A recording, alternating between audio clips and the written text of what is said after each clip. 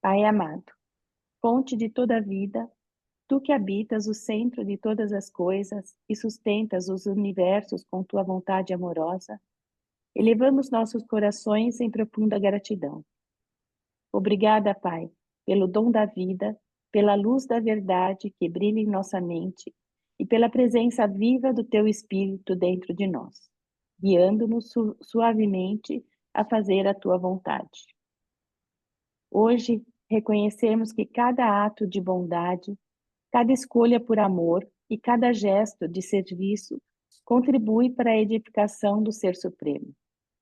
Concede-nos, Pai, clareza para discernir o bem, coragem para agir com justiça e humildade para caminhar como verdadeiros filhos teus, cooperando alegremente com os teus propósitos eternos.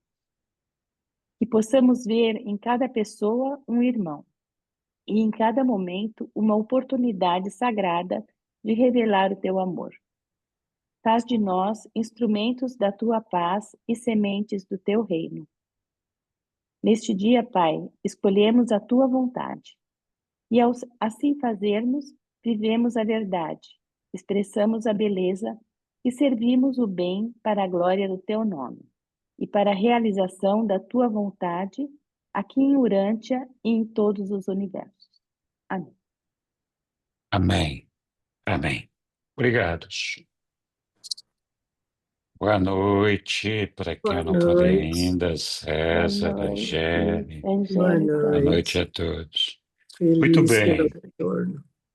sejam todos muito bem-vindos. Vamos então retomar a nossa leitura, né? Sempre lembrando, nós estamos na leitura da vida, os ensinamentos de Jesus, já nos momentos em que ele foi aprendido pelo pessoal do Sinédrio e está iniciando a fase final do seu injusto julgamento.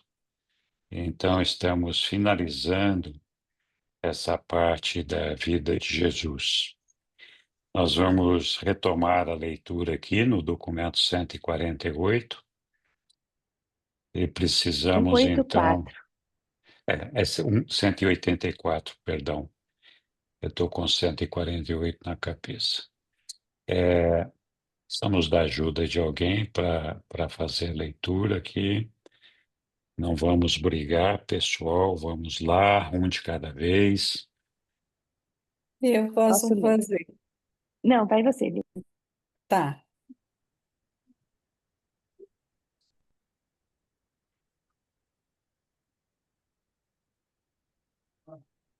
Perante o Estamos... tribunal do Sinédrio,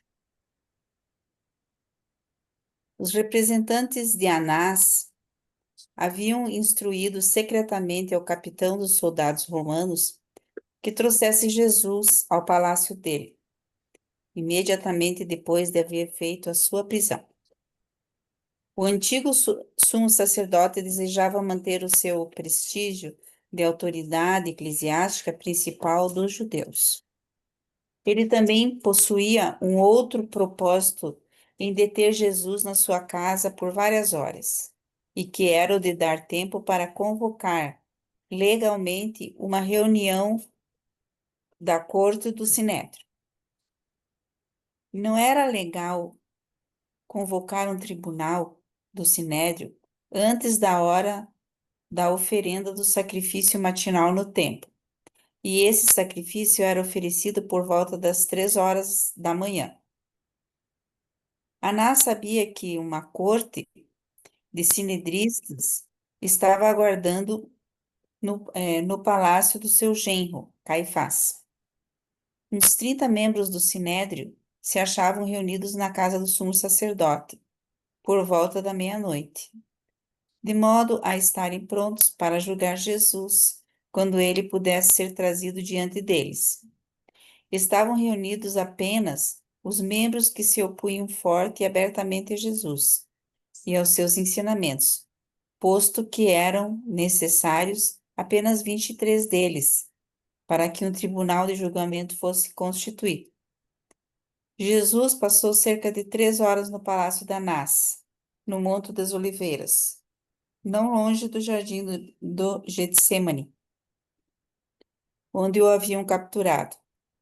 João Zebedeu estava livre e a salvo no palácio de Anás, não apenas por causa da palavra do capitão romano, mas também porque ele e o seu irmão Tiago eram bem conhecidos dos serviçais mais antigos, havendo sido muitas vezes convidados do palácio, pois o antigo sumo sacerdote era um parente distante da mãe deles, Salomé. Obrigado, Lília. Obrigada. Muito bem. Então, quando Jesus foi preso, ele foi, então, por ordem de Anás, trazido até o palácio de Anás, ali, é, na verdade, para fazer hora, para que o Anás e o pessoal do Sinédrio pudessem convocar a reunião para definir, iniciar o processo de julgamento de Jesus, né? Uma vez que eles não podiam fazer isso durante os horários ali de oferenda.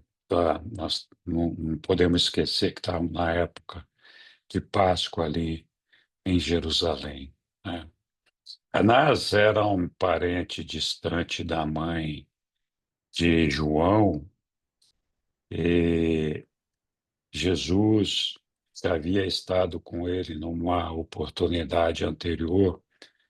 Logo que Jesus saiu de Nazaré e foi para Cafarnaum, quando ele iniciou o trabalho dele como construtor de barco junto com Zebedeu, a esposa de Zebedeu encaminhou Jesus até Anás, e Anás já havia estado com ele ali. Não foi uma visita muito agradável na época também, mas Anás já conhecia a Jesus. Então, a coisa estava começando ali já a se desenrolar com esse arquitetamento do plano de conduzir Jesus a um julgamento que claramente não era um julgamento justo, mas eles já estavam se preparando ali para fazer as coisas andarem.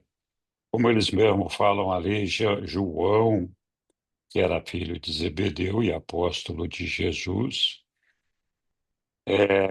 estava ali perambulando no palácio sem maiores problemas, por ser filho de Salomé e já conhecido do pessoal ali, né, que tinham uma certa familiaridade com ele. Não que ele fosse da casa, mas não era um estranho também, né?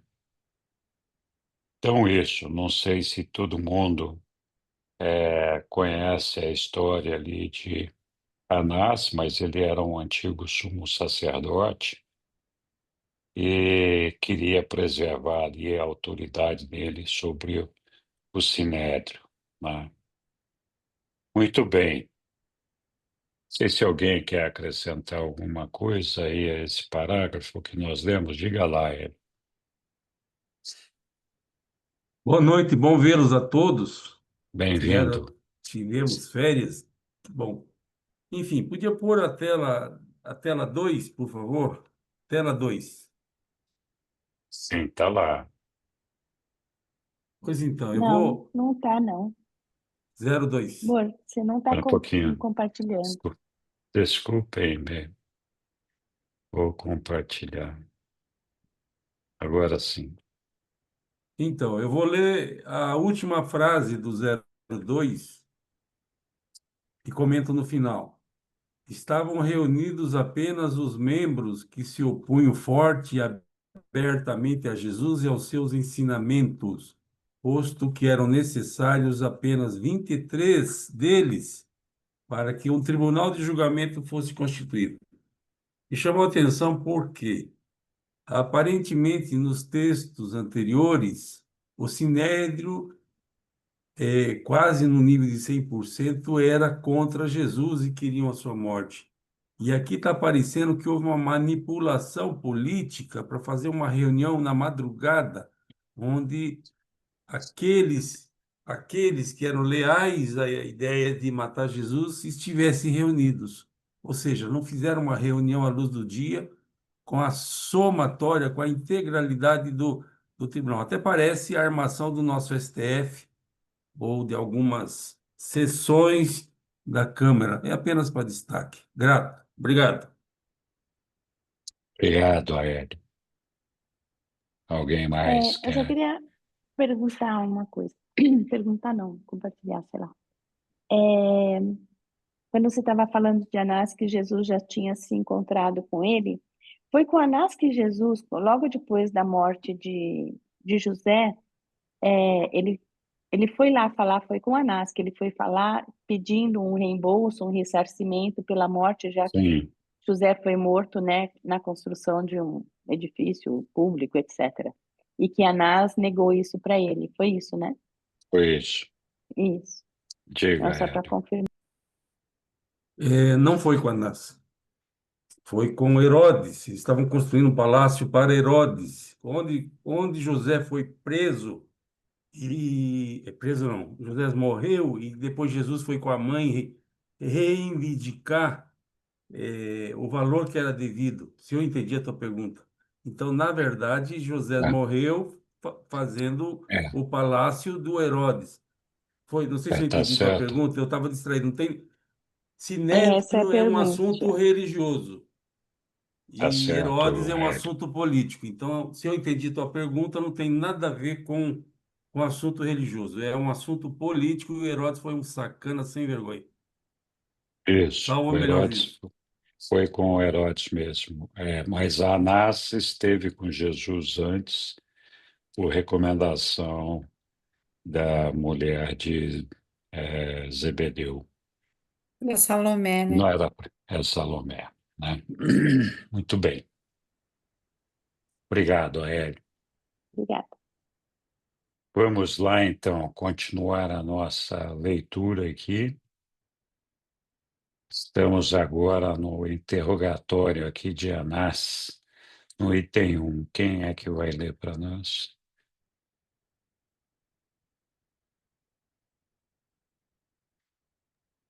Posso ler. Então vai, Sussu. O interrogatório de Anás. Enriquecido com os impostos do templo, tendo seu genro como sumo sacerdote em exercício e mantendo lá as suas relações com as autoridades romanas, Anás, de fato, era o indivíduo mais poderoso da comunidade judaica. Era um planejador e um manipulador político bem formado.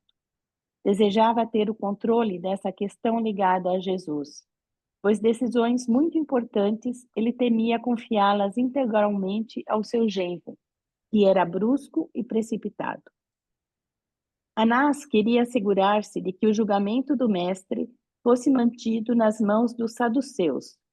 Temia a possível simpatia de alguns dos fariseus, vendo que praticamente todos os membros do Sinédrio, os que haviam esposado a causa de Jesus, eram fariseus.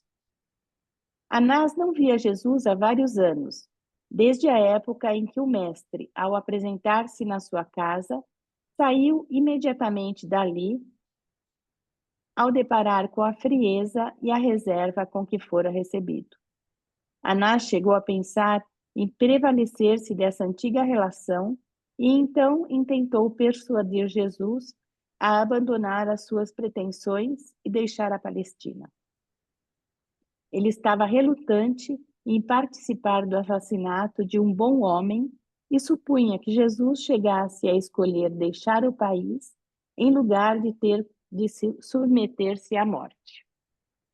Mas quando Anás se pôs diante do valente e decidido Galileu, ficou logo sabendo que seria inútil fazer tais propostas. Jesus estava ainda mais majestoso e bem equilibrado do que antes, segundo Anás conseguia recordar-se dele. Quando Jesus era jovem, Anás tivera um grande interesse por ele, mas agora, as suas rendas sendo ameaçadas por aquilo que Jesus havia feito muito recentemente, afastando os cambistas e outros comerciantes do templo. Esse ato de Jesus havia despertado a inimizade do sumo sacerdote muito mais do que os seus ensinamentos.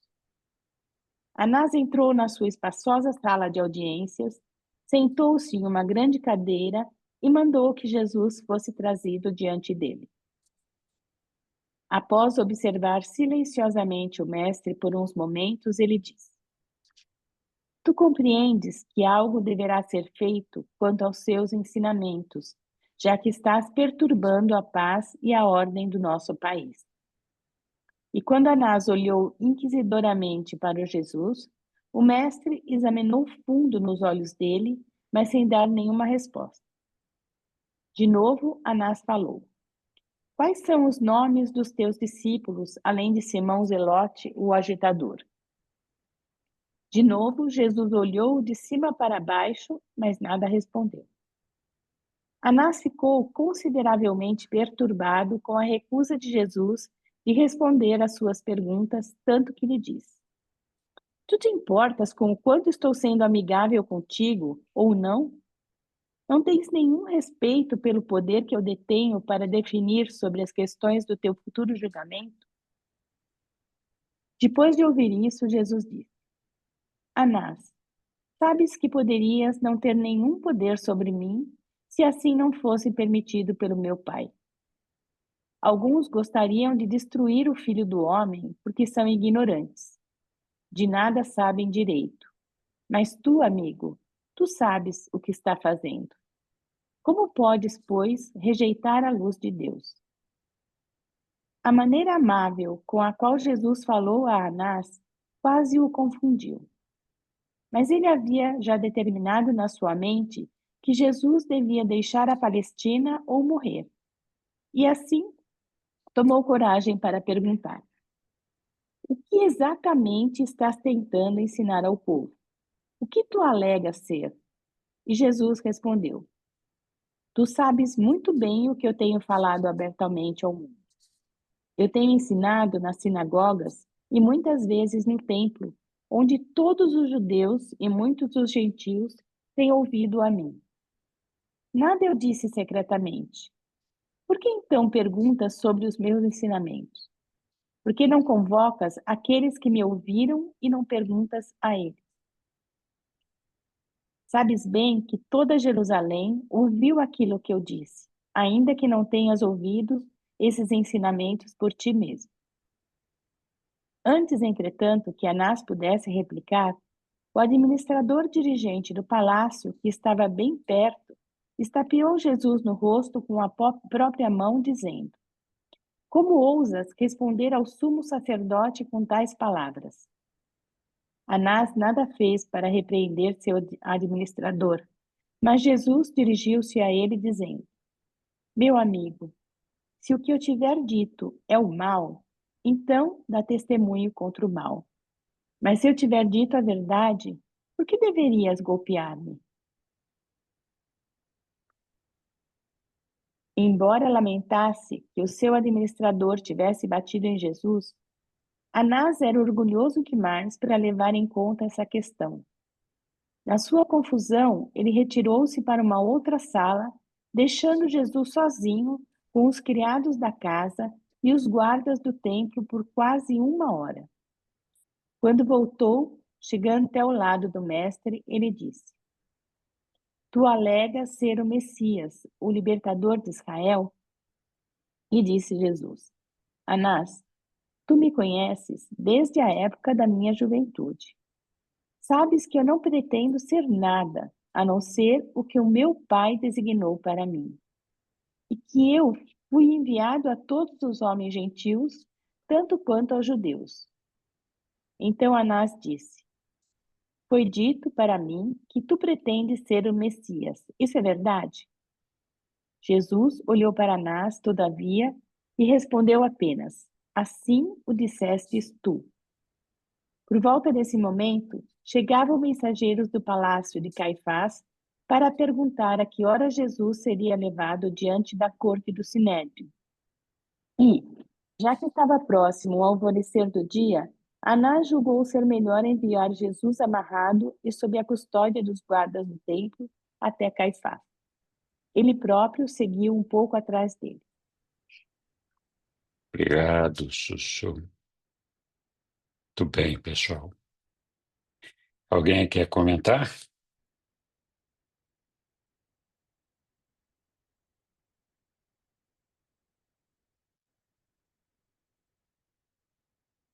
Diga, Ed.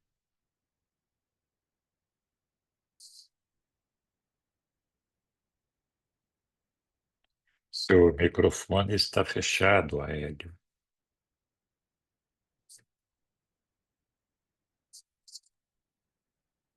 Por favor, o 3. 1, 3. Põe na tela, por favor. 3. Isso. Sim, sim, senhor.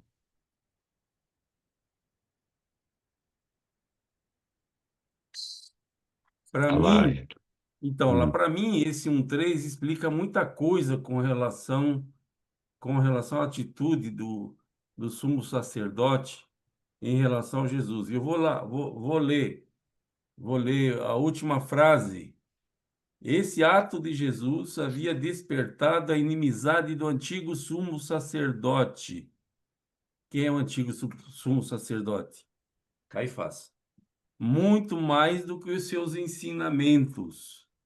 Ou seja, e o que Jesus aprontou que deixou ele no veneno?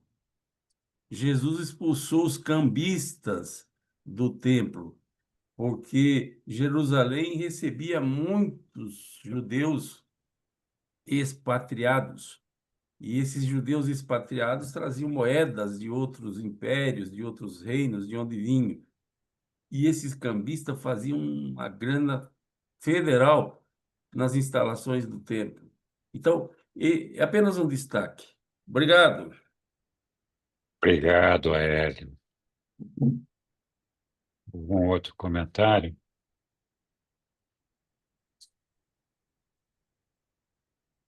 Então, aí uma coisa que me chama bastante atenção e que eu acho que desperta uma reflexão interessante para todos nós. Nós até comentamos alguma coisa sobre isso em nossa última reunião. Foi a proposta de Anás para Jesus, tipo assim, olha, você tem uma oportunidade de ir embora daqui, né, escapar disso daqui e não morrer. A gente não, então vai permitir que você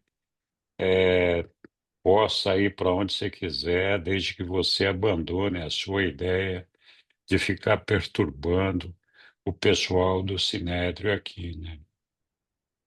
É, isso aí chama bastante a atenção, porque Jesus, evidentemente, poderia ter feito isso, assim como poderia ter usado os poderes dele para não ser submetido a nenhum tipo de julgamento, justo ou não, e nem ter se sacrificado por tudo isso daí.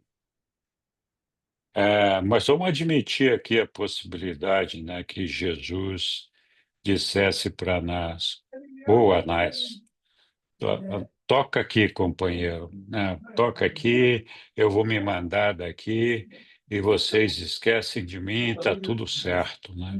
Eu já tive desse também. Então, como é que a gente estaria Para comprar o dedo, né? nesse momento aqui, estudando esse Jesus aqui que eventualmente tivesse aceitado a proposta de Anás de, não, tudo bem, eu vou parar com tudo isso que eu estou fazendo, vou sair fora, vocês se esquecem de mim. Ou se ele mesmo, Jesus, não tivesse ido a Jerusalém, tivesse fugido para um outro lugar.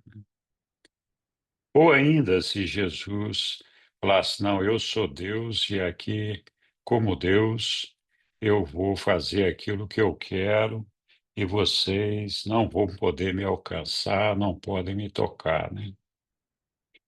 Então, que imagem, que pensamento, que ideia nós faríamos sobre a personalidade de Jesus numa circunstância dessa, né? Eu acho que essa reflexão nos ajuda a entender um pouco essa, vamos chamar de tática de Jesus, né? Porque o propósito dele era cumprir a vontade do Pai e corajosamente divulgar a mensagem do reino, a verdade do Pai para todos nós. Se, qual que seria a verdade que nós assimilaríamos se ele tivesse fugido? Qual seria a verdade que nós assimilaríamos se ele tivesse escapado dali e falasse: não, tá bom, eu não vou fazer mais o que o meu pai mandou fazer, esse negócio é tudo balela, estou caindo fora aqui, vou salvar meu couro, né?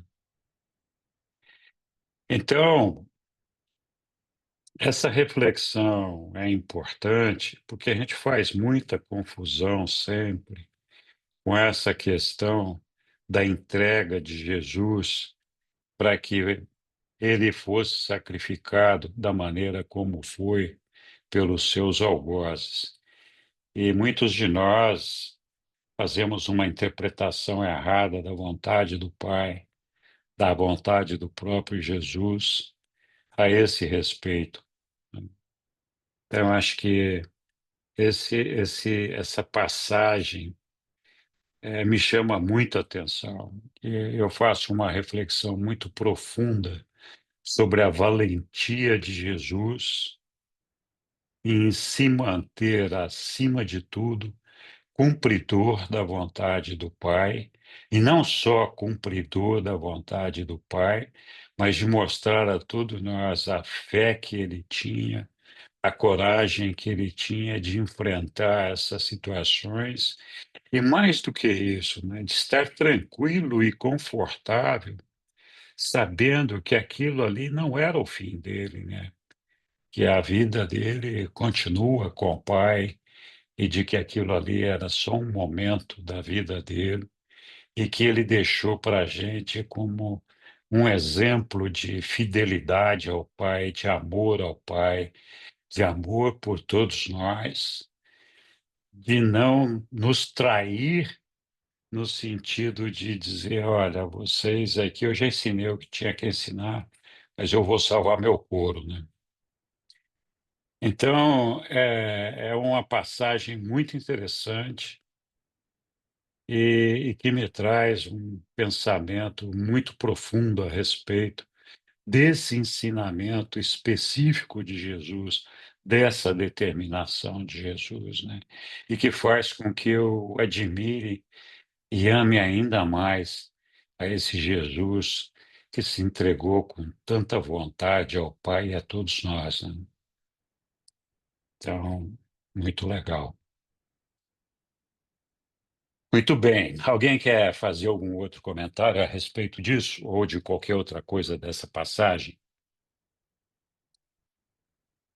Então vamos continuar aqui com a leitura Henrique, do. eu Oi, só, oi, oi, oi. só queria comentar assim, uma impressão que me causou esse mesmo trechinho que você fala, que é uma narrativa que parece que é como se tivesse falando dentro dos sentimentos do Anás, né? Então é como se os seres intermediários tivesse narrando as impressões, as elucubrações do Anás, né? Me chamou também a atenção essa parte e a integridade, a retidão de Jesus, né? Mas assim, o que me chamou a atenção, acho que essa narrativa assim é muito É ligada verdade. ao que os seres intermediários possivelmente perceberam lá nas É, entranhas, nos pensamentos dele. é. Queria comentar isso. Por isso que eu acho fantástico os ensinamentos do livro de Urante, e a gente não se cansa de, lendo o livro, de descobrir e prestar atenção nesses pequenos detalhes que nos revelam a força do amor do nosso Pai, a força de Jesus com todos nós, o carinho, a dedicação, o amor dele, que faz com que a gente perceba uma realidade que não é aquela realidade literária que está ali, né? Que a gente interpreta muitas vezes de uma maneira pesarosa e negativa, né?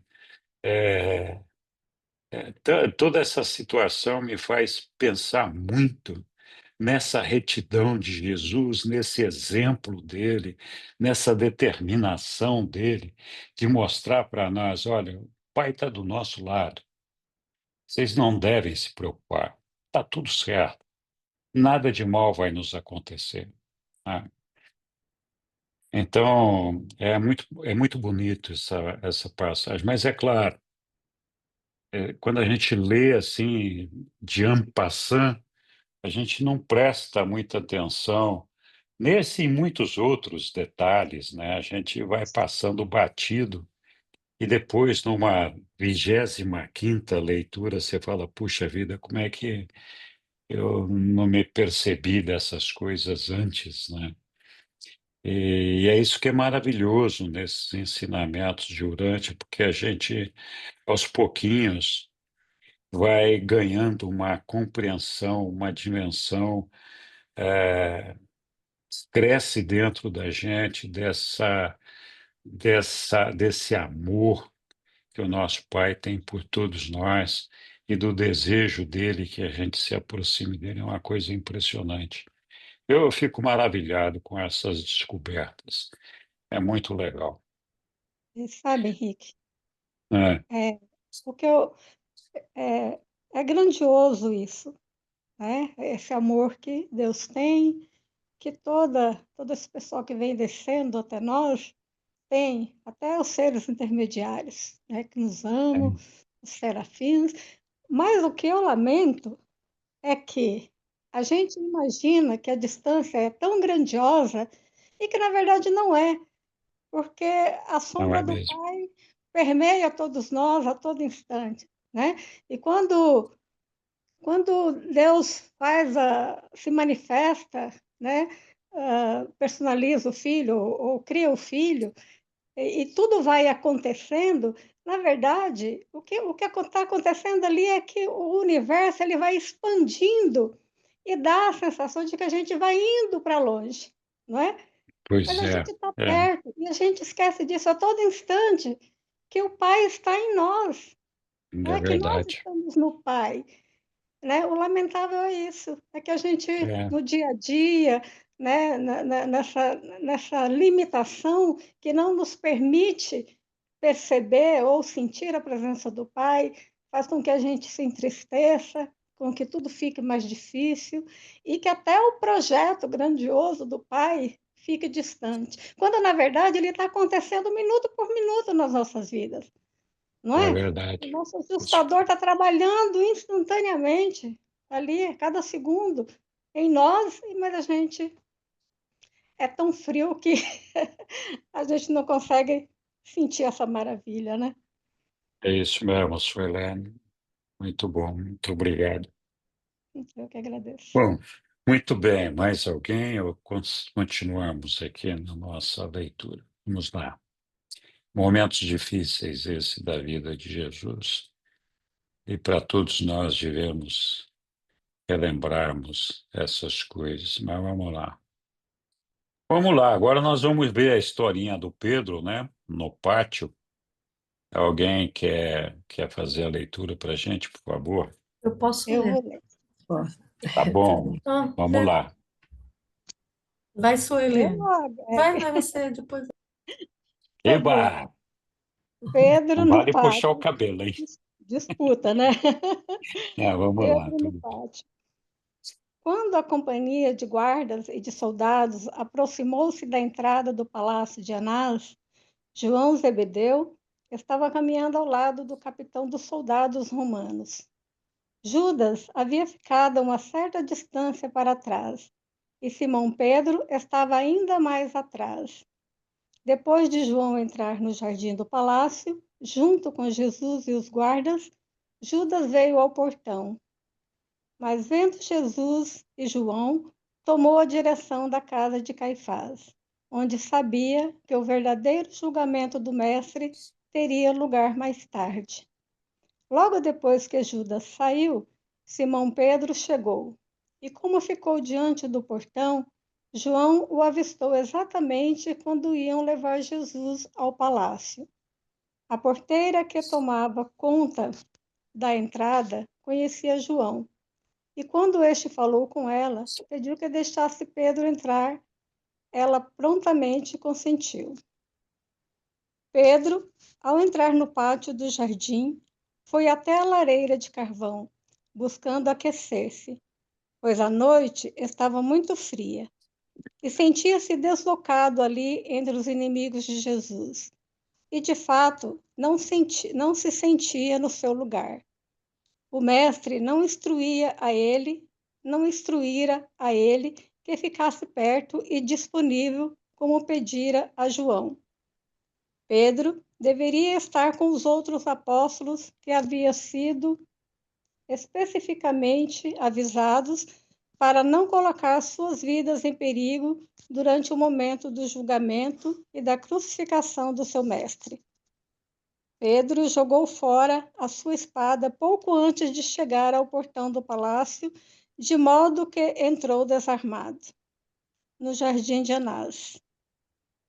A sua mente estava em um redemoinho de confusão, e ele mal podia conceber que Jesus havia realmente sido preso. Não captava a realidade da situação, que ele estava ali no jardim de Anás, aquecendo-se diante dos serviçais do sumo sacerdote. Ficava imaginando o que os outros apóstolos estariam fazendo e, ao revolver na sua mente como é que João havia sido admitido no palácio, concluiu que isso se devesse ao fato de João ser conhecido dos servos, já que havia pedido à porteira para deixá-lo entrar. Pouco depois que a porteira deixou Pedro entrar, e enquanto ele estava aquecendo-se junto à lareira, ela chegou perto dele e disse maliciosamente: Não és também tu um dos discípulos deste homem? Ora, Pedro, que não devia ter se surpreendido com esse reconhecimento, pois fora João que havia requisitado da moça que o deixasse passar pelo portão do palácio. Mas Pedro estava num estado tal de tensão nervosa que essa identificação como um discípulo deixou-o desequilibrado e com um só pensamento dominando a sua mente, e tinha um só pensamento dominando a sua mente, o de escapar com vida. Portanto, ele respondeu à porteira, dizendo: Não, eu não sou. Logo em seguida, um outro serviçal veio a Pedro e perguntou: Eu não te vi no jardim quando eles prenderam este homem? Não és um dos seus seguidores? Pedro estava agora profundamente alarmado. Ele não via nenhum modo de escapar com segurança. Estou me perdendo aqui, porque na hora que mexe, desses acusadores, e assim veementemente negou qualquer ligação com Jesus, dizendo: Eu não conheço este homem e não sou um dos seus seguidores. Nesse momento, a porteira chamou Pedro a um lado e disse: Eu estou certa de que tu és um discípulo desse Jesus, não apenas porque um dos seus seguidores pediu que te deixasse entrar aqui no jardim, mas a minha irmã aqui tem te visto no templo com este homem. Por que negarias isso?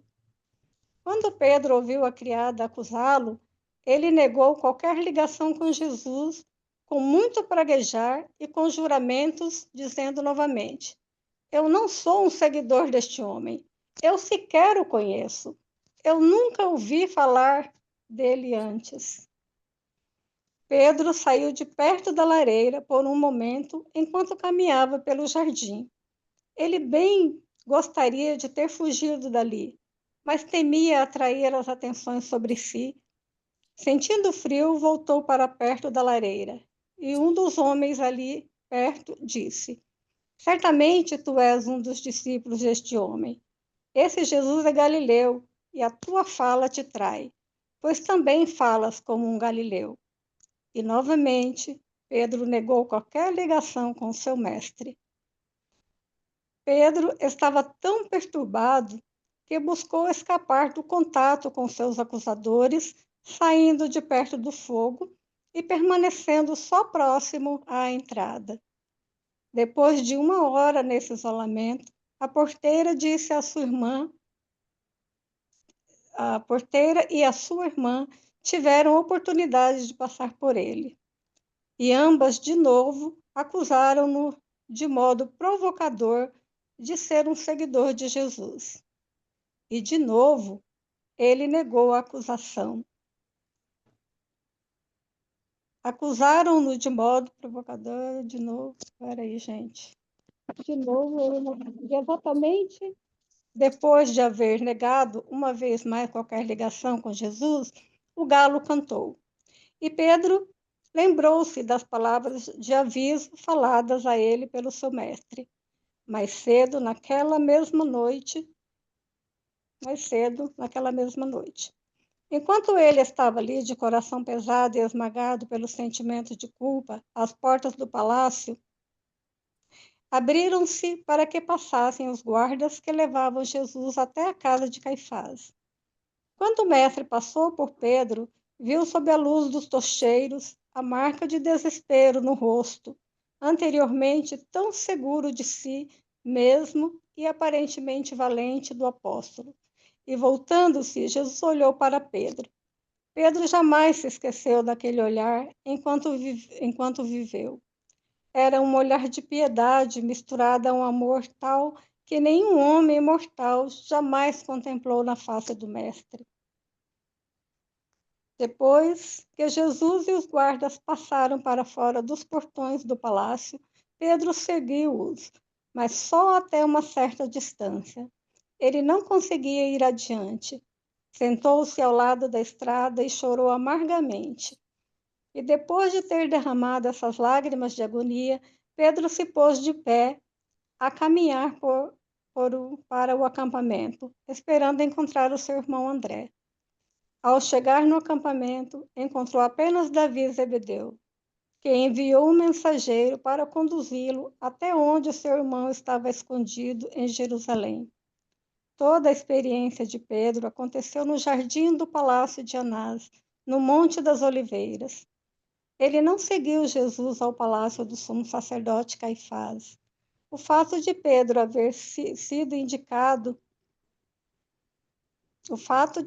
ter sido levado à constatação pelo canto de um galo de que havia negado repetidamente ao seu mestre, indica que tudo isso ocorreu fora de Jerusalém, pois era contra a lei manter criações domésticas de aves dentro da cidade propriamente dita.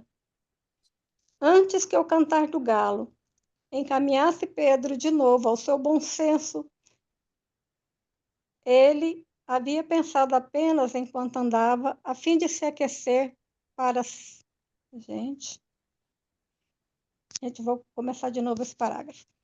Antes que o cantar do galo encaminhasse Pedro de novo ao seu bom senso, ele havia pensado apenas enquanto andava, a fim de se aquecer para cima e para baixo da entrada do palácio à lareira, em quão espertamente se havia esquivado das acusações dos serviçais, e em como ele havia frustrado o propósito deles de identificá-lo com Jesus. Até então, Pedro havia considerado apenas que esses servos não possuíam nenhum direito moral ou legal de questioná-lo assim. E repetidamente havia congratulado-se a si próprio pela maneira com a qual julgava haver evitado ser identificado e possivelmente submeter-se a ser preso. E não ocorrera a Pedro, antes do galo cantar, que ele havia negado ao seu mestre. E só quando Jesus olhou para ele é que deu por si que tinha deixado de estar à altura dos privilégios de embaixador do reino. Havendo dado o primeiro passo ao longo do caminho do compromisso e da menor resistência, não parecia a Pedro que houvesse outra saída a não ser continuar no curso da conduta pela qual havia optado. É necessário um caráter grande e nobre para, havendo começado errado, voltar a retomar o caminho certo. Com muita frequência, a própria mente tende a justificar a continuidade no caminho do erro, uma vez que se tenha entrado nele. Pedro nunca acreditou plenamente que pudesse ser perdoado, até haver encontrado seu mestre depois da ressurreição e constatar que estava sendo recebido exatamente como antes das experiências dessa noite trágica das negações. Obrigado, Suelene. Obrigada. Tudo bem, pessoal?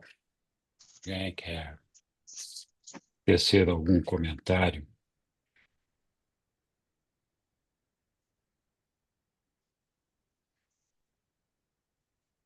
Diga, Eglin. É o olhar que Jesus deu a Pedro, que me chamou muita atenção, que ele coloca até uma frase que é tão bonita, né? Com o olhar de Pedro, eu não sei onde está agora, que nem lembro também, mas é muito incrível essa frase, assim, que o amor tal que nenhum mortal jamais tenha. Aqui, ó, era um olhar de piedade misturada a um amor tal que nenhum homem mortal jamais contemplou na face do Mestre. Achei muito especial esse amor de misericórdia, de piedade, né? A essa dificuldade do Pedro, né? Essa fraqueza, né? Então, ele deve ter vivido com muita culpa, né? De negar Jesus durante muito período, muito tempo, e depois foi aliviado esse peso com todo esse depois na ressurreição, apenas um. Mas me chamou muito atenção essa frase, assim. Mas você sabe que interessante aí é que Pedro, ele negou 3 vezes e ele não se deu conta do erro que ele havia cometido. Oi? Está ouvindo? Foram 5 vezes. Ah, é verdade, foram 5 vezes. E ele não se deu conta de que havia errado, de que havia traído o mestre, né? Só quando Jesus lançou sobre ele esse olhar profundo de compaixão, foi que ele caiu em si, porque ele ainda continuou achando que ele tinha sido muito esperto, né? Porque olha como eu consegui, né, me livrar de falar que não, ele não é meu mestre, e eles acreditaram, eles entraram na minha história. Mas quando Jesus olha, né, como a Egli disse, meu Deus, quando ele olha tão profundamente, imagina a dor, né? É isso.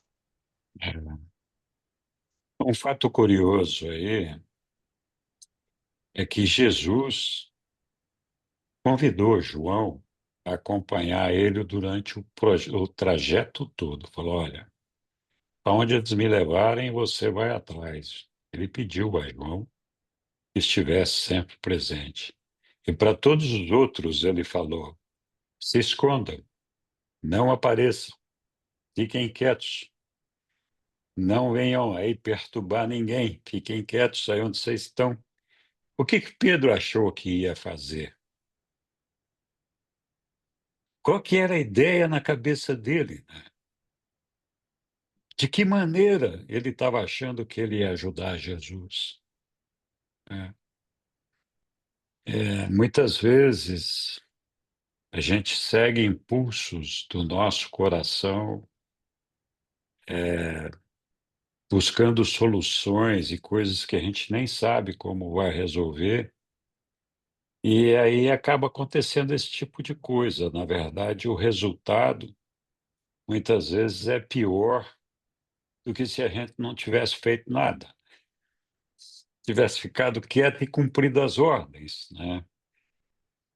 Então, é um ponto para refletir também. Olha, A gente muitas vezes se deixa levar pelas emoções e nem sempre essas emoções são boas, é um bom conselheiro, é um bom instrutor, um bom guiamento. A gente deve sim fazer alguma coisa quando pode, mas quando sabe o que dá para fazer e o que não dá, né? Não adianta se aventurar e na hora eu vou ver o que eu vou fazer, né? Não vai dar certo esse negócio, né? Mas enfim, a intenção de Pedro era boa, mas não deu certo, coitado. E Pedro era muito Pá, impetuoso, né? Desculpa é eu interromper assim. demais. Ele Não, é muito demais da impulsivo conta, mesmo, e aí demais da conta. É verdade, Egli. Fala, Su.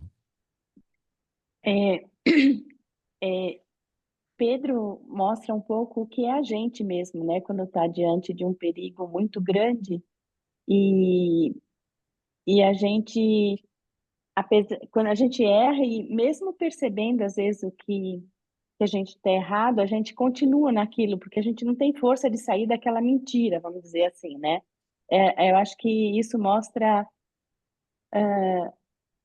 uma tentativa de autodefesa emocional. E como alguém falou, acho que foi a Suelene, Pedro ele só percebeu a gravidade do que ele havia feito quando o galo cantou, porque Jesus havia alertado, né? Você vai me negar pelo menos 3 vezes antes do galo cantar. Na verdade, ele negou 5 vezes, porque eu contei. E além disso, né? Então Pedro só percebeu a gravidade do que ele tinha feito quando ele ouviu o galo cantar e quando ele vê o olhar de Jesus passando por ele, né? Um olhar de piedade, de amor. É, então, me parece assim, Jesus não julgou Pedro. Na verdade, Jesus compreendeu Pedro, né? Compreendeu o homem, eu acho. E isso tocou Pedro profundamente. Ele ainda entrou em depressão e ficou em depressão por vários dias, até que Jesus chegou até ele depois da ressurreição, né? Se encontrou com ele depois da ressurreição. Aí ele sentiu sim que havia sido perdoado. Mas eu acho assim, o olhar de amor, né, de Jesus para Pedro foi, na verdade, é um olhar de um pai para um filho que está compreendendo o filho, assim, tá bom, você errou, eu sei, mas era o que você podia entregar naquele momento. É assim que eu entendo. É verdade. Muito bem. Mais alguém quer acrescentar alguma coisa? Conseguimos ali na nossa leitura. Vamos lá. Agora chegamos aqui no item 3, né, que é perante o tribunal dos sinedristas. Vamos lá, quem estava na fila aí com a senha na mão? Vamos ver. eu posso ler. Então, Então vamos, Egli, por favor, obrigado. seção 3, perante o tribunal dos sinedristas. Eram por volta de 3:30 da madrugada desta sexta-feira, quando o sacerdote principal, Caifás, declarou constituído o tribunal dos sinedristas para a investigação e, em seguida, pedindo que Jesus fosse trazido perante eles para ser julgado formalmente. Em 3 ocasiões prévias, o Sinédrio havia decretado a morte de Jesus, com uma ampla maioria de votos. Havia decidido que ele merecia a morte por acusações informais de usurpar a lei, de blasfêmia e de insultar as tradições do país de Israel. Não se tratava de uma reunião do Sinédrio convocada regularmente e não estava sendo realizada no local habitual, a sala de pedra lavrada no templo. Esse era um tribunal especial de uns 30 sinedristas que haviam sido convocados ao palácio do sumo sacerdote. João Zebedeu estava presente junto com Jesus durante este assim chamado julgamento. Com esses sacerdotes principais, escribas, saduceus e alguns dos fariseus gabavam-se de que Jesus, o perturbador da posição deles e desafiador da sua autoridade, estava agora detido seguramente nas suas mãos. Seguramente nas suas mãos. E estavam decididos a não o deixar escapar vivo das suas garras vingativas. Normalmente, ao julgarem um homem sob uma acusação capital, os judeus procediam com uma grande prudência e providenciavam toda a garantia de equidade na seleção de testemunhas e em toda a conduta do tribunal. Mas, nessa ocasião, Caifás se fazia mais de promotor do que um juiz imparcial. Jesus apareceu perante esse tribunal com as suas vestes habituais e com as suas mãos atadas juntas nas suas costas. Toda a corte encontrava-se espantada e um tanto confusa com aquele porte majestoso. Nunca, em toda a sua vida, haviam colocado seus olhos sobre um prisioneiro como este, nem presenciado a uma tal compostura em um homem cuja vida estava sob julgamento. A lei judaica exigia que ao menos 2 testemunhas concordassem sobre qualquer ponto, antes que uma acusação pudesse ser feita contra o prisioneiro. Judas não podia ser usado como uma testemunha contra Jesus, pois a lei judaica proibia especificamente que a testemunha fosse um traidor. Mais de 20 testemunhas falsas estavam à mão para atestar contra Jesus, mas os seus testemunhos eram tão contraditórios e tão visivelmente fraudulentos que os próprios sinedristas muito se envergonhavam de toda aquela situação. Jesus permaneceu lá, olhando benignamente para esses perjuros e em si a sua compostura deixava desconcertadas as testemunhas mentirosas. Durante todos esses testemunhos falsos, o mestre em nenhum momento disse uma palavra que fosse. Sequer respondeu às várias acusações falsas. A primeira vez que os 2 dos testemunhos apresentaram algo como uma semelhança em estarem de acordo foi quando 2 homens atestaram que haviam ouvido Jesus dizer durante um dos seus discursos no templo que ele destruiria esse templo feito com as mãos do homem e que em 3 dias faria um outro templo sem empregar mãos humanas. Isso não era exatamente o que Jesus dissera, independente do fato de que ele havia apontado para o próprio corpo ao fazer aquele comentário. Embora o sumo sacerdote tivesse gritado para Jesus, não respondes a nenhuma dessas acusações? Jesus não abriu a boca, permaneceu ali em silêncio, enquanto todas essas testemunhas falsas faziam as suas declarações. O ódio, o fanatismo e o exagero inescrupuloso de tal modo caracterizaram as palavras desses perjuros que os seus testemunhos desmoronavam nos próprios embaraços. O modo melhor para refutar às suas acusações falsas foi o silêncio calmo e majestoso do mestre. Pouco depois do início das declarações das testemunhas falsas, Anás chegou e tomou o seu assento ao lado de Caifás. Anás, agora, se levantava e argumentava que essa ameaça feita por Jesus de destruir o templo era suficiente para justificar 3 acusações contra ele. Primeiro, que era ele um perigoso desacreditador para o povo, que ensinava coisas impossíveis a eles e que os enganava de outros modos.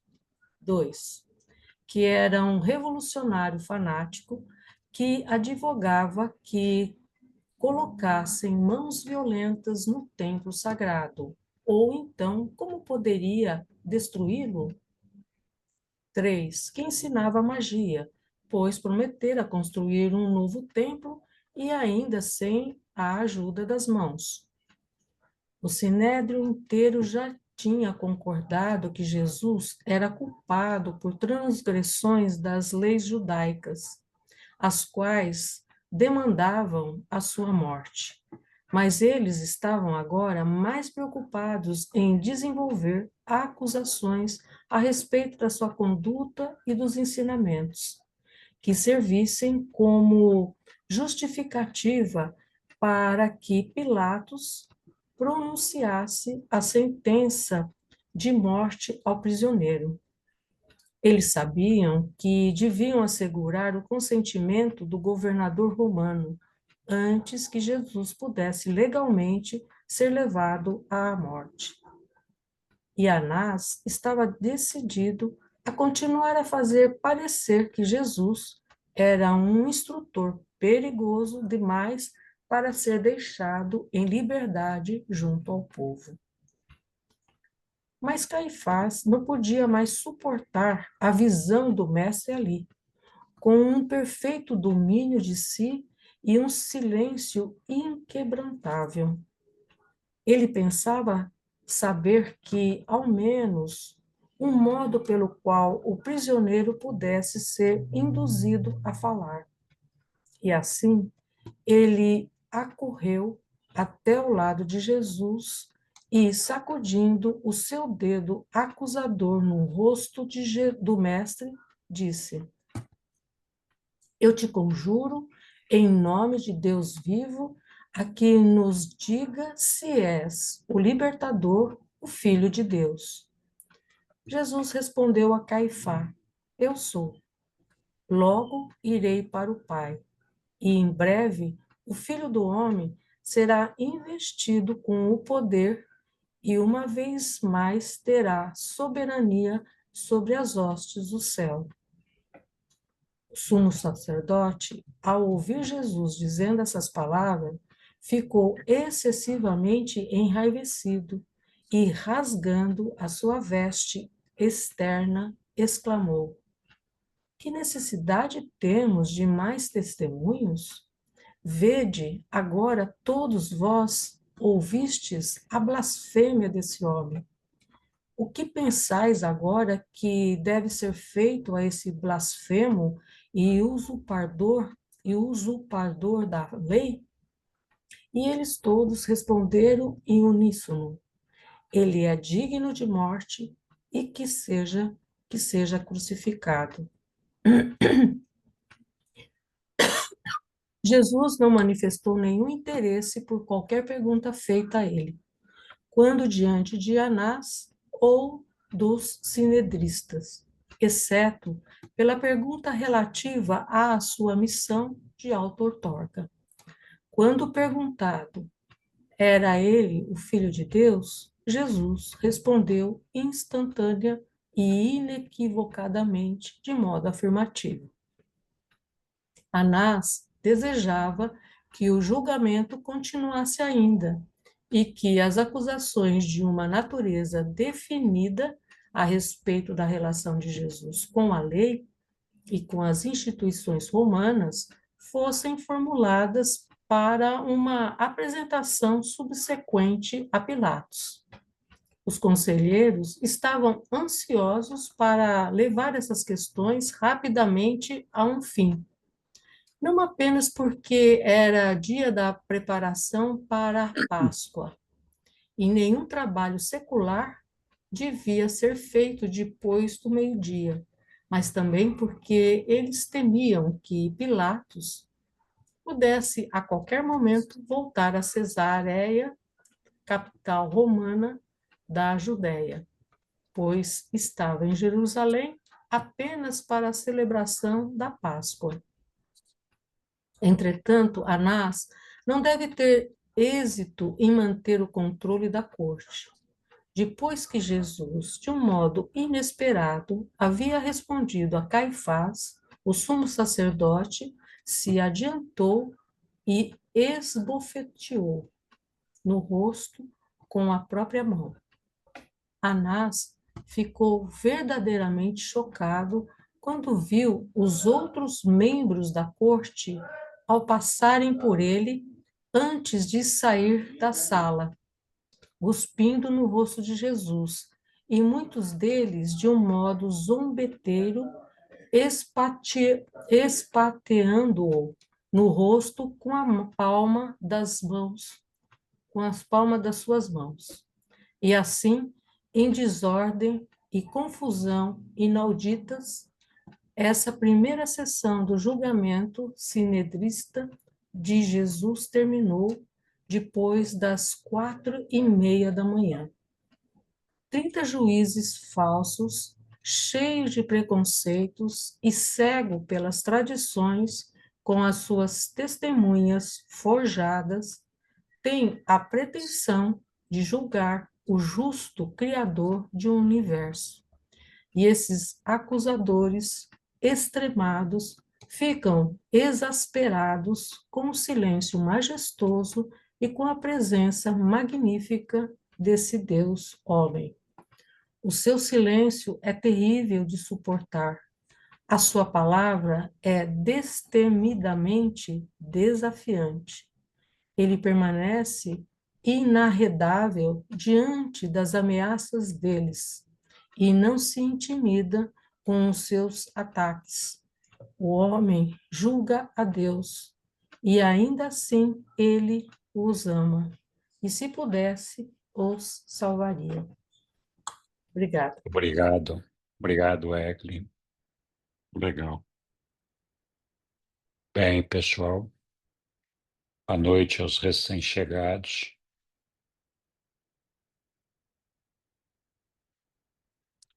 Um comentário.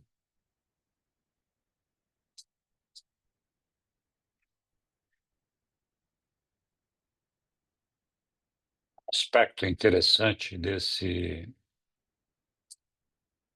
simulado julgamento de Jesus aí era, de um lado, o interesse de um grupo de sinedristas simplesmente de acusar Jesus e de condená-lo à morte, enquanto, de outro lado, Anás queria ter certeza que conseguia elementos suficientes para mostrar para Pilatos, porque eles dependiam da aprovação de Pilatos para crucificar Jesus, né? Não podiam crucificar Jesus se Pilatos não fosse convencido disso, né? Então, Anás tinha essa preocupação e ele sabia que só aqueles fatos que os sinedristas tinham levantado não seriam suficientes para tanto, né? Mas ele se viu frustrado nesse intento aí. E, bom, o Sinédrio decidiu, Jesus tem que morrer, né? E, então, muito curioso também o julgamento feito, né? Muitas vezes a gente é precipitado em se decidir, em julgar as coisas, né? Na verdade, na defesa dos nossos interesses. E nossos interesses podem ter múltiplas origens. pode ter origem simplesmente num interesse econômico que a gente tem, pode ter origem no nosso orgulho, na nossa vaidade, na nossa pretensão de estarmos certos, de termos razão, na nossa, no nosso entendimento de que o nosso direito foi violado. E então existem várias possibilidades aí com relação a essa questão desse julgamento. Embora esse julgamento de Jesus tenha sido uma coisa arquitetada e mais ou menos seguido um curso daquilo que era o desejo pessoal na defesa dos interesses pessoais daquelas pessoas que estavam ali, a verdade é que muitas vezes nós atuamos dessa forma também, né? Fazendo juízo e julgamento de coisas, defendendo até a morte, até a última gota de sangue, coisas que nós estamos convencidos que nós temos que defender. E é curioso ver que Jesus nem se preocupou com esse negócio aí, né? Então, é, é também um ponto de reflexão para ver de que maneira nós conduzimos nossa vida e se alguma vez nós não atuamos como esses sinedristas que estavam aí condenando Jesus. Muitos deles, e isso é importante a gente saber e ter consciência, muitos deles tinham plena convicção de que o que eles estavam fazendo era certo, de que o que eles estavam fazendo era o que tinha que ser feito, né? Então, se deixando levar por um impulso, talvez de fazer acontecer aquilo que eles achavam que era certo, e sem se perceber, né, que estavam, na verdade, violando a lei de Deus, mas sem se dar conta de que isso estava acontecendo, né, sem perceber de que estávamos errando, que estavam ali fazendo uma coisa equivocada. Como às vezes a gente faz, cometendo erros no nosso dia a dia, sem perceber que nós estamos fazendo um erro. A gente muitas vezes não se dá conta disso. E isso acontece com todos nós, justamente porque nós somos ignorantes ou imperfeitos e temos que aprender a fazer as coisas da maneira correta, aprender a perceber onde está o mal, onde está o equívoco, onde está a coisa errada, né? Já falei disso em outras oportunidades também. Nós muitas vezes fazemos juízo por conta do piercing, por conta do cabelo, por conta da cor, por conta de uma porção de outras coisas que realmente não são relevantes. E a gente nem percebe que está fazendo isso, né? Diga lá, meu amigo Bauman, que vai estar viajando para Curitiba nas próximas horas, e eu espero vê-lo por aqui. Abra seu microfone. Amanhã pela manhã, 10h30 mais ou menos, eu vou estar em Curitiba. A gente se Tá? comunica lá. Isso, não deixe de É, nos chamar.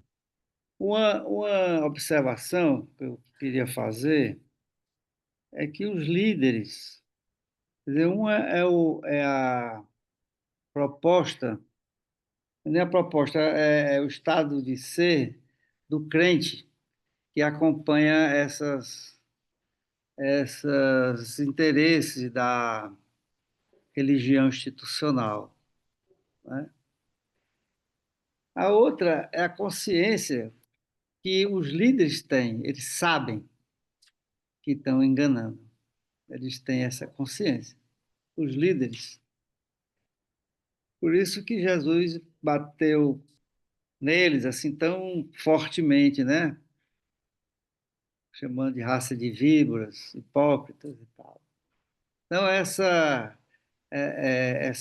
a postura desses líderes é uma postura, e Jesus aí, nessa passagem mesmo, ele diz, olha, eu sei que você sabe, né? Quer dizer, ele falando para o Anás, É nóis. ele diz, eu sei que você sabe. Ele sabia que o Anás estava querendo destruí-lo e consciente de que não tinha nada a ver, né? O que ele estava fazendo era completamente... e que ele não tinha nada que pudesse ser considerado como um erro capaz de ser condenado a uma morte tão absurda, né?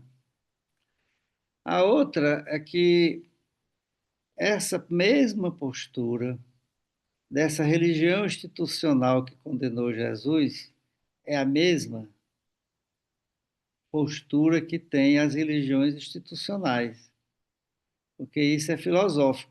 Uma coisa que eu considero delas, né? Elas certamente querem anular qualquer coisa que venha de alguma forma ameaçar.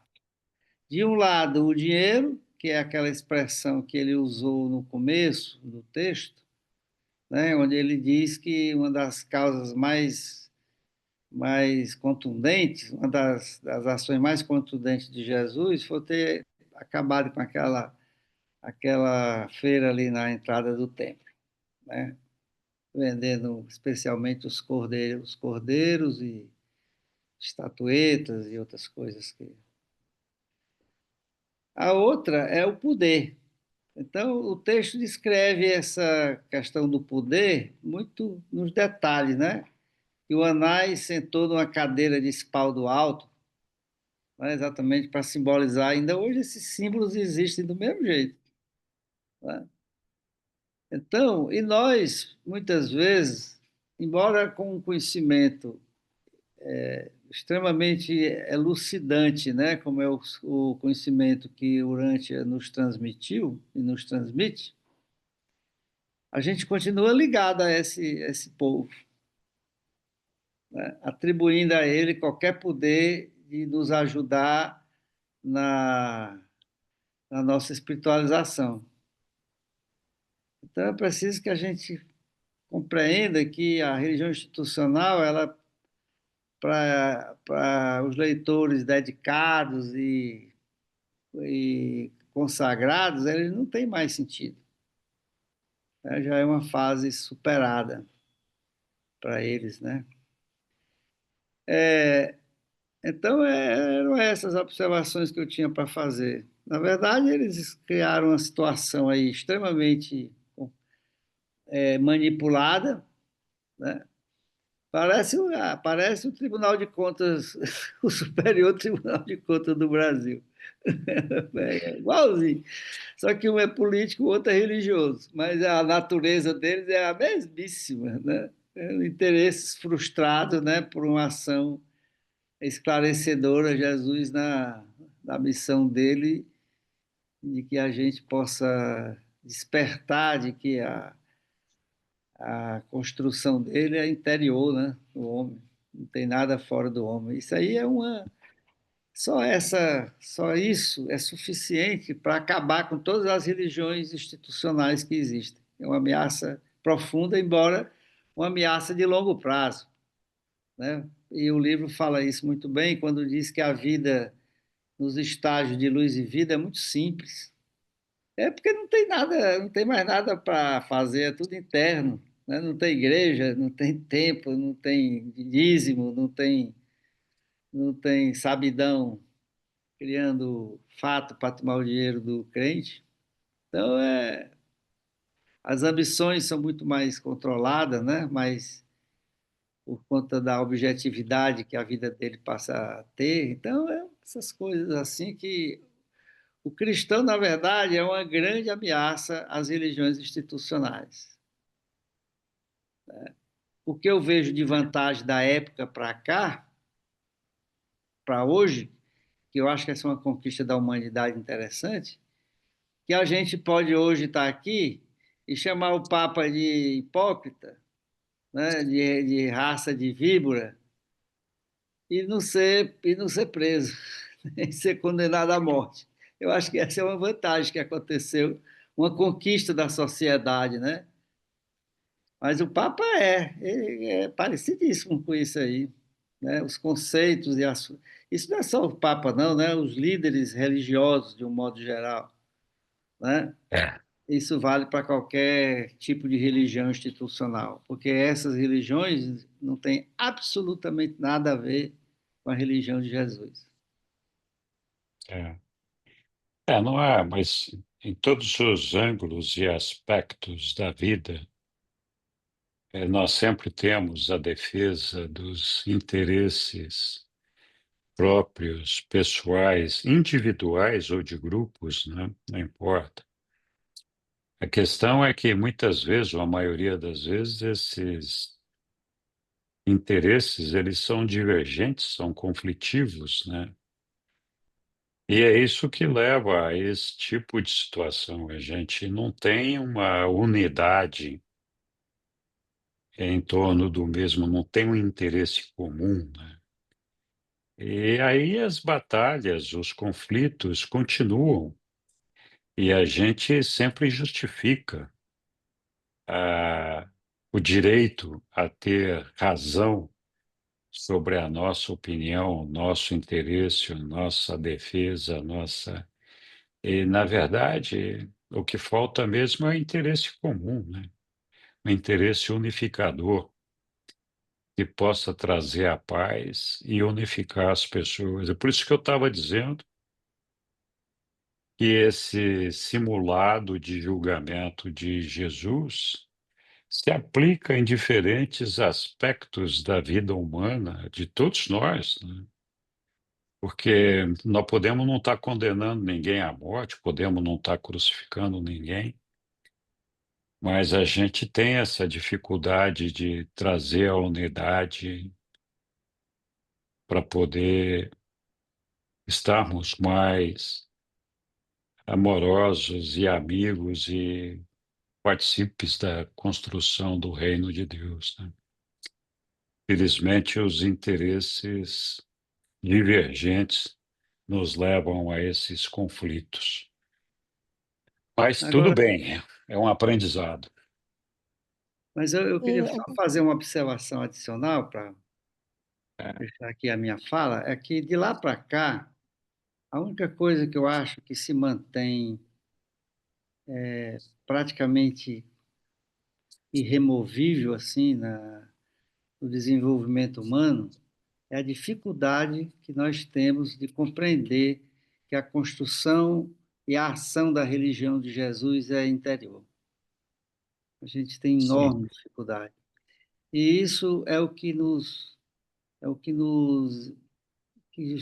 cria entre nós e o nosso ajustador, e entre nós e o próprio Jesus dentro de nós, uma cortina assim que nos impede de ter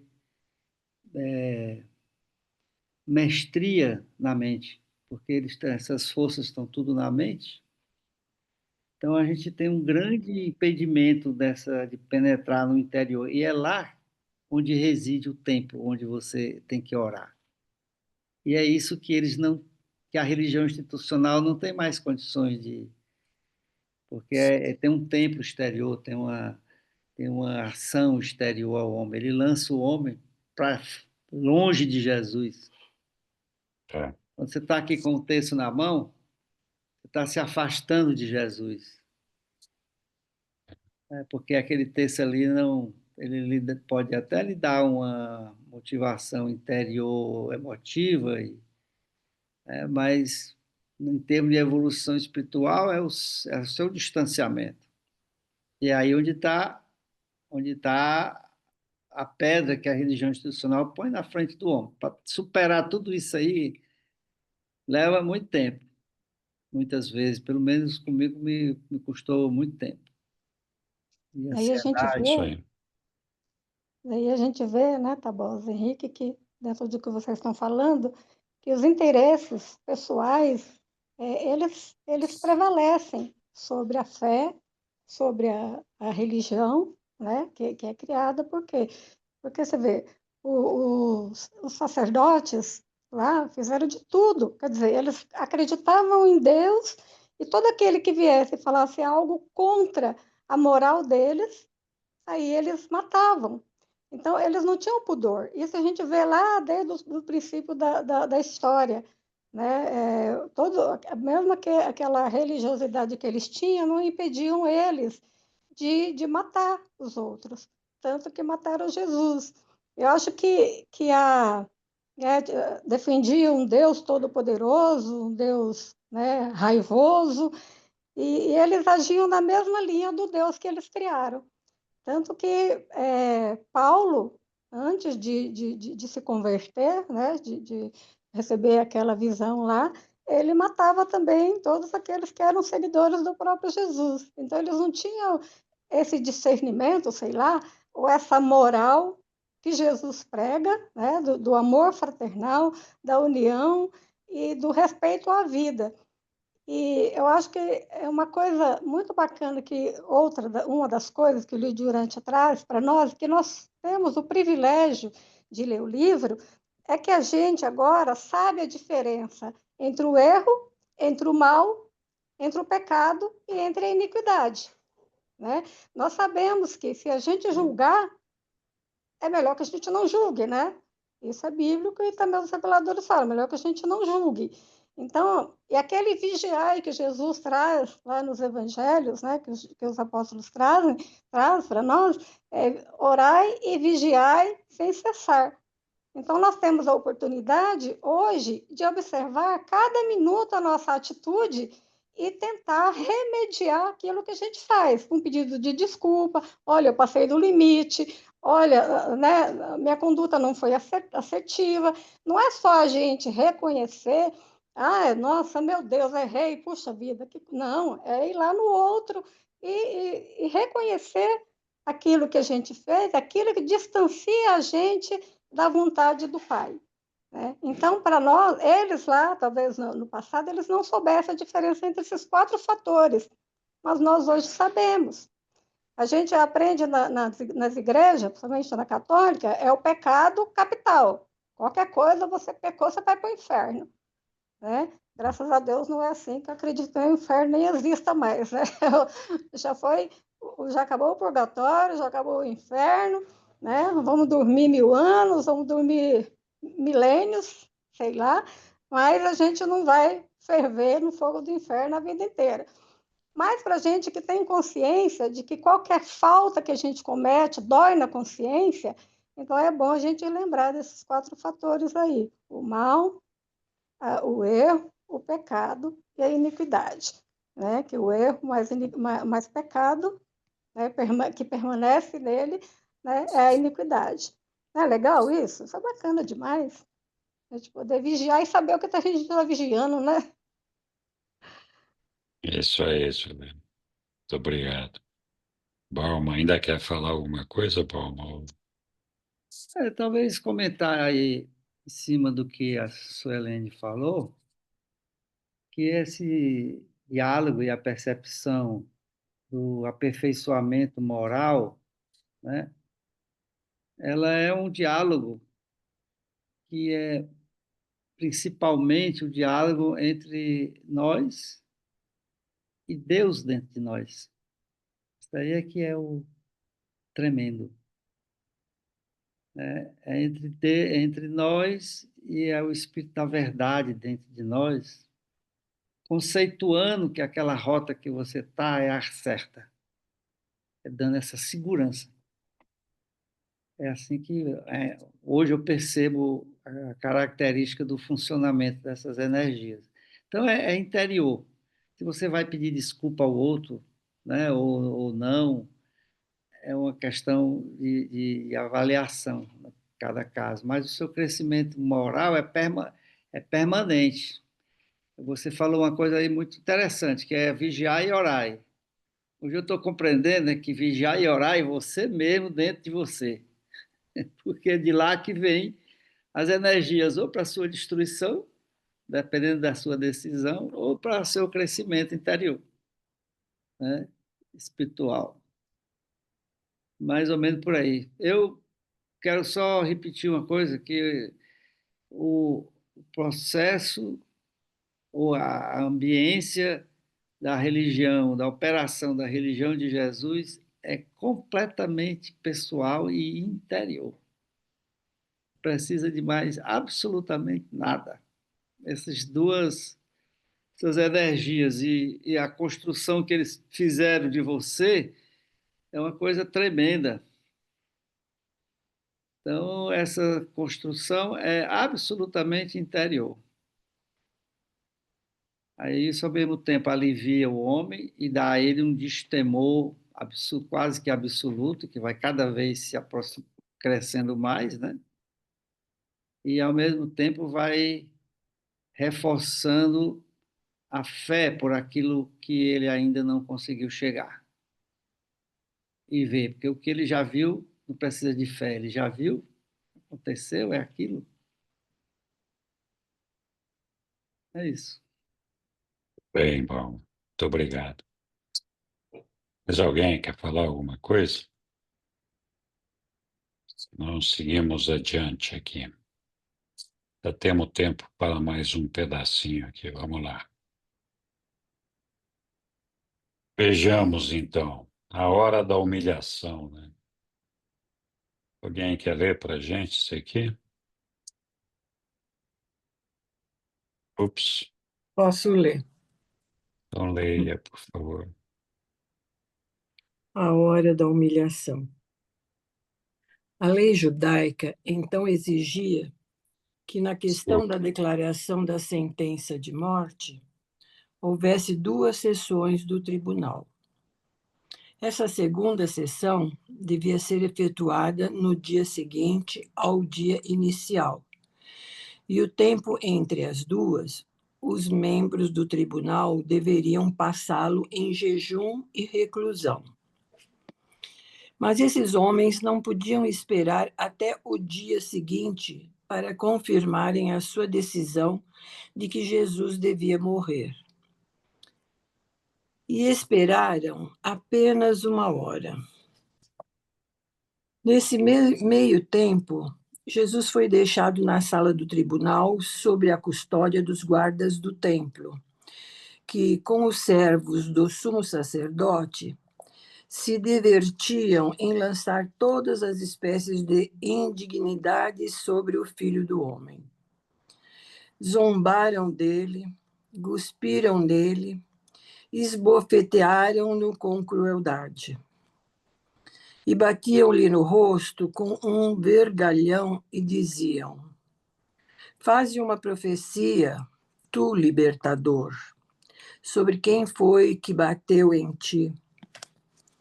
E assim eles continuaram por 1 hora inteira, insultando e maltratando esse homem da Galileia que não opunha resistência. Durante essa trágica hora de sofrimento, de provações e de zombaria perante guardas e servos ignorantes e insensíveis, João Zebedeu esperou com um terror solitário em uma sala adjacente. Logo que esses abusos começaram, Jesus indicou a João com um dedo, com um aceno de cabeça, que ele devia retirar-se. O mestre bem sabia que, se permitisse ao seu apóstolo permanecer na sala e testemunhar essas indignidades, o ressentimento dentro de João seria tão forte a ponto de produzir uma explosão de indignação e protesto que, provavelmente, resultaria na sua morte. Durante essa hora terrível, Jesus não murmurou uma palavra sequer. Para essa alma humana branda e sensível, unida em uma relação de personalidade ao Deus de todo esse universo, não houve nenhum momento mais amargo no cálice da sua humilhação do que essa hora terrível à mercê desses guardas e servos ignorantes e cruéis que haviam sido estimulados a abusar dele pelo exemplo dos membros desse chamado tribunal sinedrista. O coração humano, certamente, não podia conceber o estremecimento de indignação que varreu todo um vasto universo, quando as inteligências celestes puderam testemunhar seu amado soberano sendo submetido à vontade de alguma das suas criaturas ignorantes e desviadas na esfera desafortunada e obscurecida pelo pecado de Urântia. Qual então é esse vestígio do animal, no homem, que o leva a querer insultar e agredir fisicamente aquilo que não pode alcançar espiritualmente, nem conceber intelectualmente? No homem meio civilizado, espreita ainda uma brutalidade maldosa que busca libertar-se sobre aqueles que são superiores em sabedoria e em alcance espiritual. Vede a maldosa grosseria e a ferocidade brutal desses homens supostamente civilizados que sentem uma certa forma de prazer animal com o ataque físico ao filho do homem, que não opunha resistência. Enquanto esses insultos, sarcasmos e golpes caíam sobre Jesus, ele não se defendia, mas ele não estava sem defesa. Jesus não foi vencido, ele meramente não lutou no sentido material. E esses são os momentos das maiores vitórias do Mestre em toda a sua carreira longa e importante de Criador, sustentador e salvador de um universo vasto e variegado.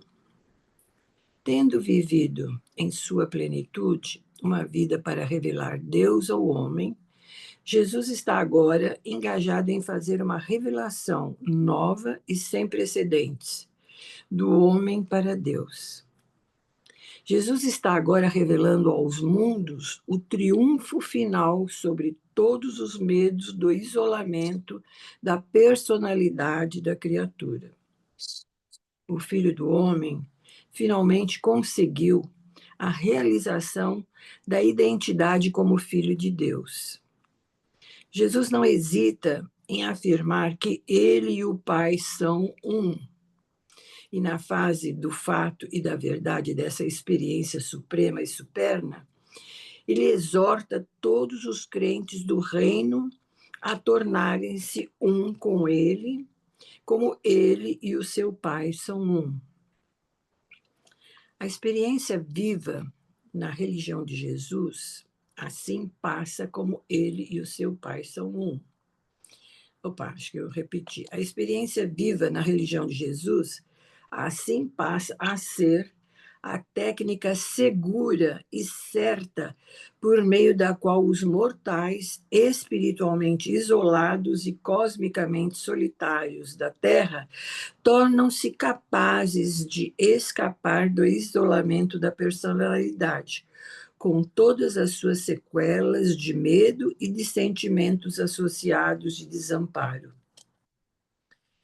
Nas realidades fraternas do reino do céu, os filhos de Deus, pela fé, encontram a libertação final do isolamento do eu, tanto pessoal quanto planetariamente.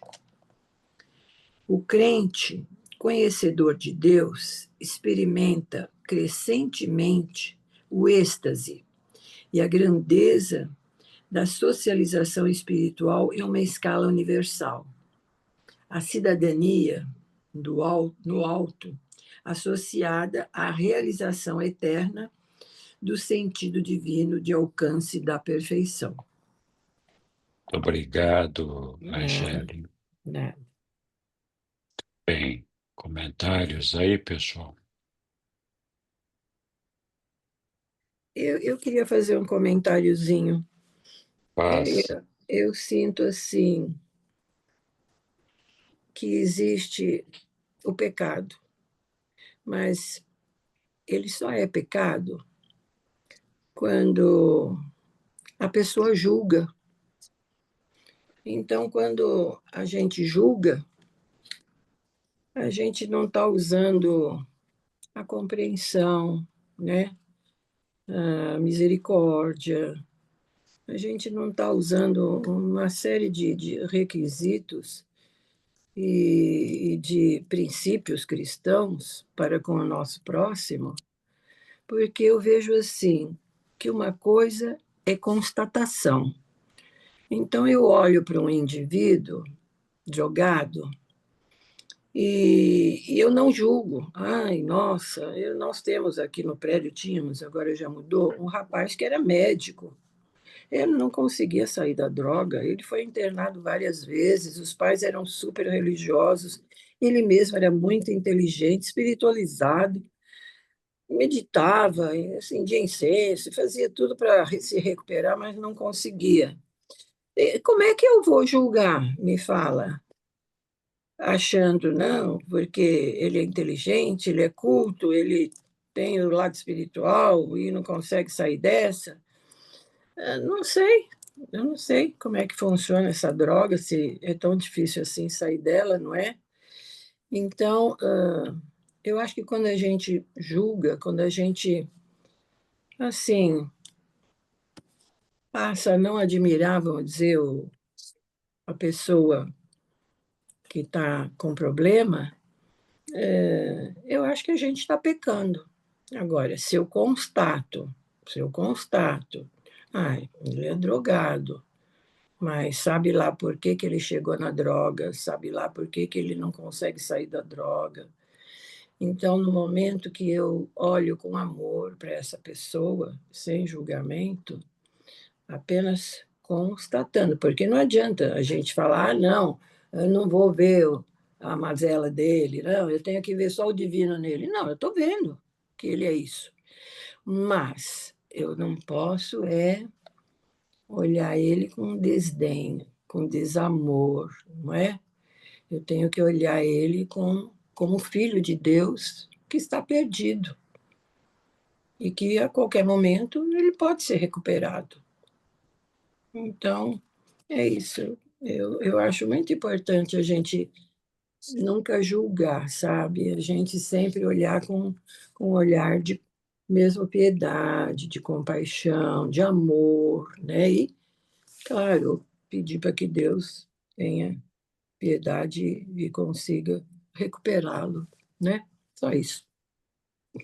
Obrigado, Angélica. Nada. Bom, Sabe que sobre o texto, foi lido agora, eu fiquei pensando aqui, até o Henrique falou da grandiosidade de Jesus, aí numa da fala dele anterior, de passar por tudo isso e mostrar aquela grandeza de alma que só ele possui. Eu fiquei pensando na grandiosidade do amor de Jesus, na grandiosidade do amor dos seres lá em cima, né? Porque, gente, pensa eu lá em cima, um serafim todo-poderoso, né?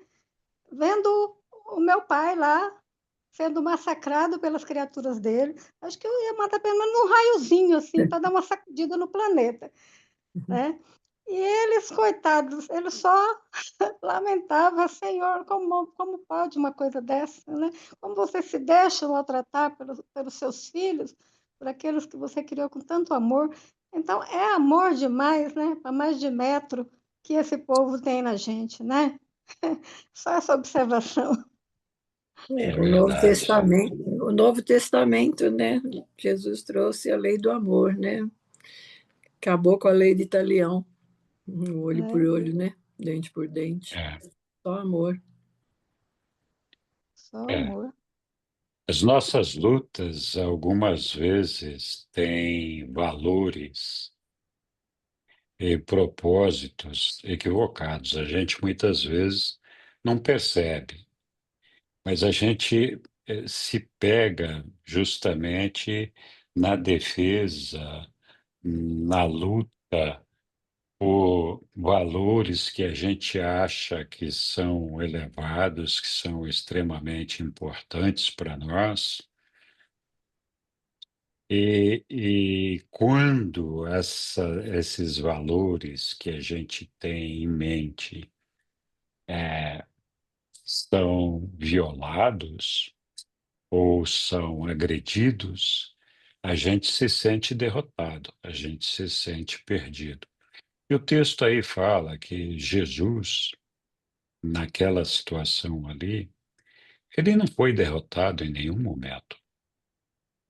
Apesar de toda agressão, apesar de todas as ofensas à dignidade humana, apesar de toda a violação, apesar de toda a ignorância, Jesus em nenhum momento se sentiu derrotado ali. Por quê? Porque o valor dele era outro, é o valor espiritual, é o valor aqui, o meu reino está comigo. Ninguém toma isso de mim. Ninguém toma o meu pai de mim. Ninguém pode me matar, ninguém pode me destruir, ninguém pode fazer nada comigo. Só se meu pai deixar, senão não vai acontecer. Então, esse valor que nós damos à dignidade física, nesse caso específico, que de fato é uma coisa importante, mas comparada à dignidade espiritual, à dignidade elevada da alma, essa perda, esse valor físico, ele é insignificante, não tem valor nenhum. Mas a gente às vezes dá mais valor para essa situação da nossa vivência física no dia a dia, de defender os nossos interesses, os nossos valores, do que propriamente de buscar a unidade espiritual. É por isso que Jesus, em nenhum momento, se defendia. Essa falta de defesa dele, essa não é falta de defesa, essa não Resistência. autodefesa dele Resistência. de todo o tempo ali durante esse processo, não era uma coisa nova. Jesus nunca se defendeu de agressão nenhuma. Nunca, nunca. Quando ele era mais jovem, quando ele era agredido, quem defendia ele era Jacó, que ia lá, tomava as dores dele para brigar. Então, Jesus nunca ele se colocou em posição de agredir ninguém, de revidar, de fazer alguma coisa. Por quê? Porque para ele o valor é o valor, ele como pessoa, é o valor espiritual. Ninguém pode me alcançar, ninguém pode fazer nada contra mim. E eu, que sou um ser maior, que sou criador, que sou filho de um pai como o meu, que tem essa vivência do reino, eu não posso partir para cima de um irmão ou de uma pessoa que está errando por ignorância. É por isso que Jesus falou ali, quando pregado na cruz: Pai, perdoa-os, eles não sabem o que fazem. Então, muitas vezes a gente é agredido, a gente é violado, é contrariado, sem razão nenhuma, por uma ignorância qualquer, né? E a gente, às vezes, quer revidar essa ignorância. E aí a gente mostra a nossa ignorância quando a gente faz isso. Não é verdade? A É. pessoa foi ignorante comigo, e fez uma atrapalhada aqui e tal, me fechou no trânsito, ou me agrediu, ou falou uma besteira qualquer, e a gente quer revidar, a gente quer ir lá, é que nem a pessoa que está ali no balcão do aeroporto, dizendo: olha, o voo vai atrasar, o sujeito vai lá e quase bate na menina que está lá, na comissária que está lá no balcão, Não é ela que controla o voo, né? Não adianta ir lá partir com ignorância para cima dela, né? Mas a gente perde ali. A gente tem essa dificuldade de compreender que muitas vezes as questões não são de fato, não são pessoais, são por ignorância mesmo, né? Então Jesus não se deixou derrotar por essa ignorância. Ele sabia que o que estava acontecendo ali era a ignorância dos homens. Ele não queria.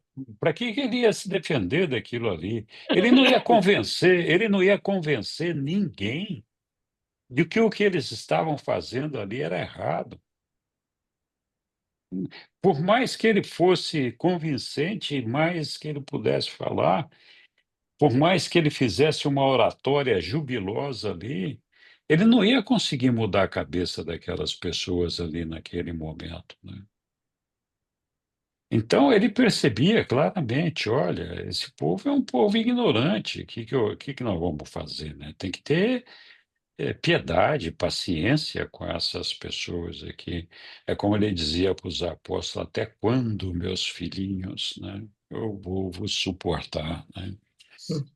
Até quando? E muitas vezes eu fico pensando aqui, né? Meu pai tem uma paciência comigo que, pelo amor de Deus, como é que pode, né? Mas então, assim, é importante a gente ter essa percepção que os reveladores nos trazem aí, de que diante de todo esse processo de humilhação e sofrimento, em nenhum momento Jesus se sentiu derrotado. Em nenhum momento. Ele podia sofrer uma dor física, que é natural, é normal, faz parte do nosso processo. Mas em nenhum momento ele se sentiu derrotado. Em nenhum momento ele se sentiu isolado. Em nenhum momento ele se sentiu sozinho, com o mundo contra ele ali.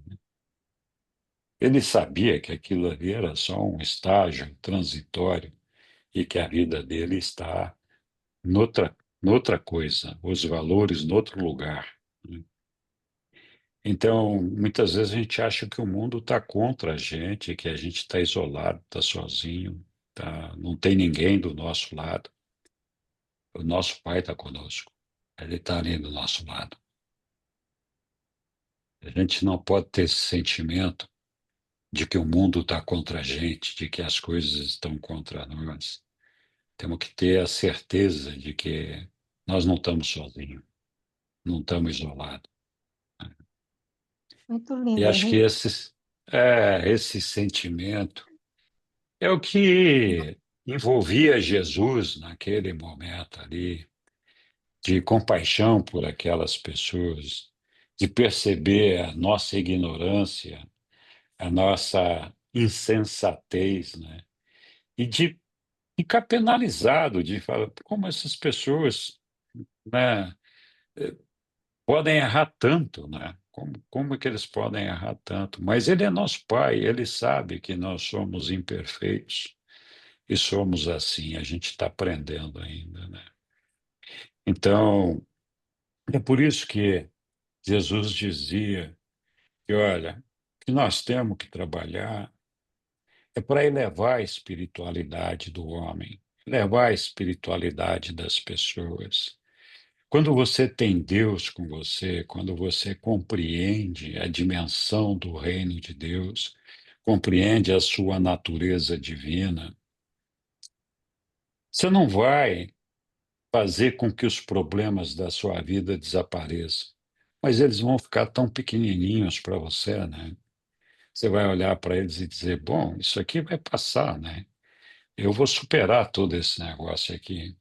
Então a gente passa por esses problemas com um outro sentimento, uma outra natureza, uma outra percepção deles, e, em vez da gente se sentir destruído, arrasado, isolado, vai se sentir ok, com coragem, com amor, com motivação para encarar os problemas e tentar superar todos os desafios que nós temos na nossa vida, na confiança de que o nosso Pai está conosco, né? Acho que é esse o sentimento que invadia Jesus ali naquele momento ali, né? Muito bem. Ó, Mais se eu alguém? for, se eu fosse o Serafim agora, depois dessa lição aí, eu não ia mais soltar um raiozinho no planeta.